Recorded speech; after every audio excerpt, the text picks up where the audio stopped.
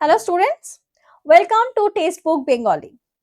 আজকে তোমাদের সাথে খুব ইম্পর্টেন্ট একটা বিষয় নিয়ে আলোচনা করতে এসেছি এবং এই ভিডিওটার মধ্যে সম্পূর্ণভাবে সেটা নিয়ে তোমাদের সাথে আলোচনা করব।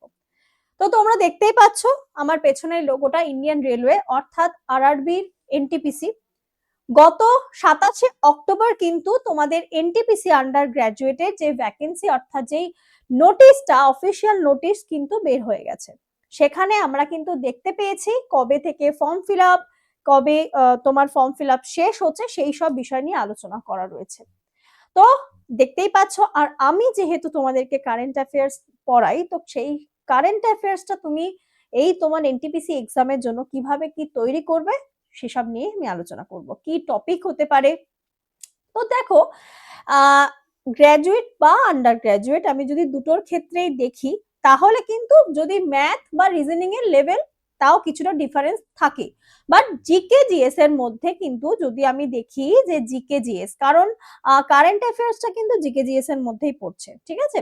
তো সেই জিকে জিকে জিএস এর মধ্যে যদি আমি দেখি, তাহলে সেই 40টা নাম্বারের মধ্যে কিন্তু মোটামুটি static, history, polity, economy, computer সমস্ত কিছু যদি আমি একটা ভাগ করে তোমাদেরকে বোঝানোর চেষ্টা করব যে কিরকম কি প্রশ্ন কত কোথা থেকে আসতে পারে, আমি জিকে জিএস এর মধ্যেই বলছি। যদি দেখি হিস্ট্রি, মোটামুটি হিস্ট্রি থেকে ধরে নাও 6 থেকে 7টা, এবং অবশ্যই সেটা অ্যানশিয়েন্ট, মিডিয়েভাল, মডার্ন সমস্ত ভাগ মিলিয়ে।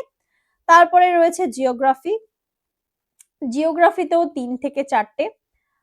তারপরে যদি দেখি আমি পলিটি থেকে কিন্তু বেশ ভালোই মানে থিওরি বেস প্রশ্ন কিন্তু দিয়েছে, ঠিক আছে? পলিটি থেকেও আমি যদি দেখি, পলিটিতেও 3 থেকে 4টে প্রশ্ন। ওপাশে যদি চলে যাই আমি সায়েন্সটা যদি আমি দেখি, জেনারেল সায়েন্স যেটাকে জিএস বলি, যার মধ্যে আমাদের কেমিস্ট্রি, ফিজিক্স প্লাস বায়ো, যেটা আমি তোমাদেরকে পড়িয়ে থাকি, তো সেটা মিলিয়ে মোটামুটি যদি দেখি 6 থেকে 7টা প্রশ্ন কিন্তু সেখানে থাকছে। আর জেনারেল সায়েন্স ছাড়াও যদি দেখি কারেন্ট অ্যাফেয়ার্স, যেটা আমি তোমাদেরকে যেটা নিয়ে এখন আলোচনা করব, সেই কারেন্ট অ্যাফেয়ার্স এর মধ্যে থেকেও 5 থেকে 6টা প্রশ্ন। এছাড়াও ইকোনমিক্স থেকে মোটামুটি তাও 1 থেকে 2টো প্রশ্ন থাকে। এছাড়াও কিন্তু কম্পিউটার থেকেও প্রশ্ন কিন্তু দেয়, কম্পিউটার থেকে 2 থেকে 3টে প্রশ্ন কিন্তু তুমি পাচ্ছ, বাকি মিসলেনিয়াস রয়েছে। আমি আশা করছি কিছু বাদ দিইনি। আর এই সব মিলিয়ে এর মধ্যে এই যে কারেন্ট অ্যাফেয়ার্স এর 5 থেকে 6টা প্রশ্ন, এটারও কিন্তু বেশ একটা কম্পিটিশন লেভেল বাড়িয়ে দেবে। কারণ তুমি যদি তোমার কারেন্ট অ্যাফেয়ার্সটা ভালোভাবে রেডি করতে পারো, তাহলে কিন্তু অন্য জায়গায় তুমি অন্য জায়গায় যদি তোমার 2-1 নাম্বারের জন্য একটু স্ট্যাটিক পোর্শন, তো বাকিগুলো স্ট্যাটিকের পোর্শন বুঝতেই পারছো সবাই, সেখানে আলাদাভাবে রেডি করা প্লাস কারেন্ট অ্যাফেয়ার্সটাকেও তুমি যদি ভালোভাবে তৈরি করো, তোমার কিন্তু জিকে জিএস এর নাম্বারটা ভালোভাবেই উঠবে। তো চলো কারেন্ট অ্যাফেয়ার্স নিয়ে কি কি পড়বো আর কিভাবে পড়বো সেটার জন্য এই ভিডিওটা। তোমাদের কাছে প্রথমে একটা জিনিস পরিষ্কার করি যে আমাদের কারেন্ট অ্যাফেয়ার্স এ কি কি কিভাবে আসবে প্রশ্ন। কারণ দেখো, তুমি যদি বর্তমান সময়, কারণ এর আগের পরীক্ষাটা যদি দেখে থাকি, দেখতে পাবো সেখানে কিন্তু খুব বেশি পুরনো, অর্থাৎ সবাই বলতো রেলওয়ে মানে বছর 3-4 পুরনো, বা সরি 4 আবার বেশি বললাম, বছর 2-3 আগের প্রশ্ন, কিন্তু সেটা আসেনি। এবছর কিন্তু পরীক্ষায় মোটামুটি এবছরের প্রশ্নই এসছে। টপিক নিয়ে আলোচনার মধ্যে যদি দেখি, তাহলে দেখতে পাবো কারেন্ট ইভেন্ট, সরি সেটা হচ্ছে কারেন্ট ইভেন্ট, প্লাস সেটা কারেন্ট ইভেন্ট কোথাকার, একটা ইন্টারন্যাশনালও হতে পারে এবং সেটা ন্যাশনালিও হতে পারে, ঠিক আছে? আমি শর্ট করে বলছি, মানে অনেক কিছু লিখতে হবে তাই শর্ট করে তোমাদেরকে বলে দিচ্ছি। সেটা হচ্ছে কারেন্ট ইভেন্ট হয়ে গেল। নেক্সট সব থেকে ইম্পর্টেন্ট টপিক যেখান থেকে প্রশ্ন আসেই, সেটা হচ্ছে গেমস অ্যান্ড স্পোর্টস। যে কোনো ফুটবল, ক্রিকেট, হকি, শুটিং বলো, অলিম্পিক, প্যারা অলিম্পিক, বিভিন্ন ইউথ গেম, এই যে তারপরে তোমাদের হচ্ছে গিয়ে কি বলবো, খেলো ইন্ডিয়া, এই সমস্ত গেম থেকে কিন্তু প্রশ্ন একদম ধার্য থাকবেই। বিভিন্ন ইভেন্টস গুলো যে হচ্ছে, কোথায় কোন গেম হচ্ছে, গেম এবং স্পোর্টস গেল। তারপরে আরেকটা পোর্শনে চলে এসো, আর্ট অ্যান্ড কালচার।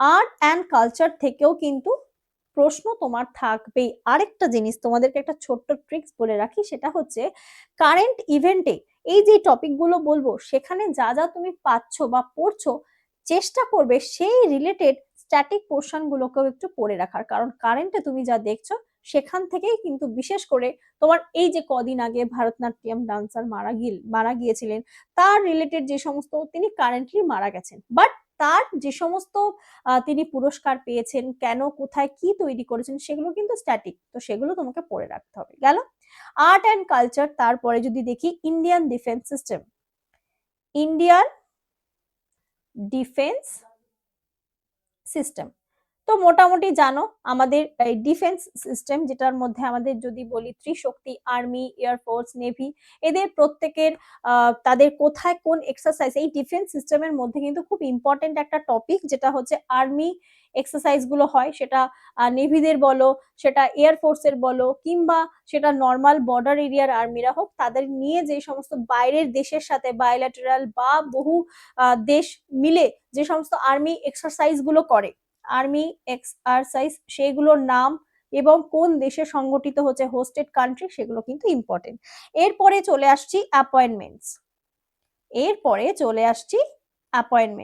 অ্যাপয়েন্টমেন্টস মানে বুঝতেই পারছো, রিসেন্টলি আমাদের যে ভাইস প্রেসিডেন্ট রিজাইন দিয়েছেন, নতুন ভাইস প্রেসিডেন্ট নিয়োগ হলো, এরপরে গভর্নর, কোন রাজ্যের গভর্নর পরিবর্তন হলো, যিনি এক্সট্রা দায়িত্ব নিয়েছিলেন তার বদলে কে যাচ্ছেন, এই যে রিলেটেড যেই নিউজগুলো, সেগুলো আমাদেরকে জেনে রাখতে হবে। সেই জন্যই বললাম এখানে অ্যাপয়েন্টমেন্টস বা নতুন ডেপুটি চেয়ারম্যান কে হচ্ছেন, সিইও কে হচ্ছেন, এই ধরনের প্রশ্ন কিন্তু তোমার থাকবেই।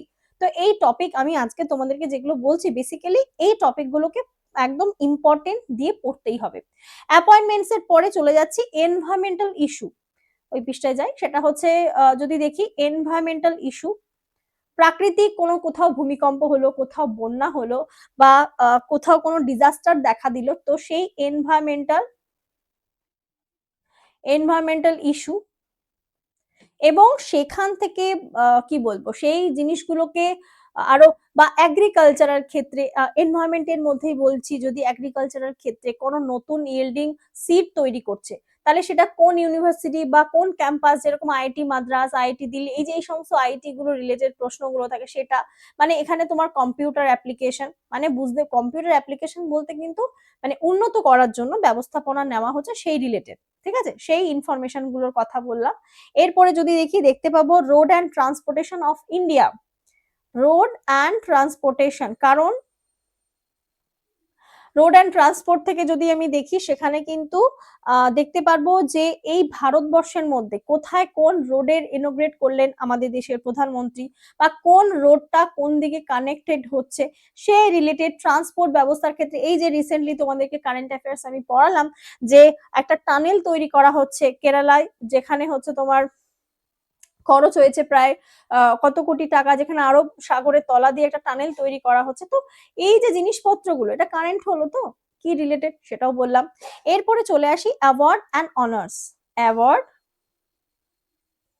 অ্যান্ড অনার্স, এটা তো ভেরি ভেরি ইম্পর্টেন্ট। নোবেল অ্যাওয়ার্ডের ঘোষণা হয়েছে, কে কোন ফিল্ডে নোবেল পাচ্ছে, সেই নোবেল রিলেটেড কি প্রশ্ন হতে পারে, তোমরা প্রত্যেকেই জানো।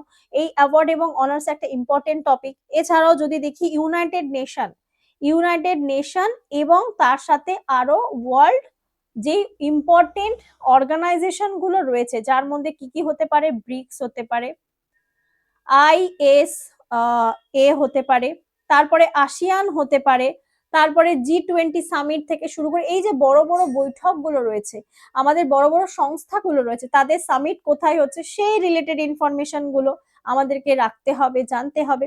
আর রয়েছে গভর্নমেন্ট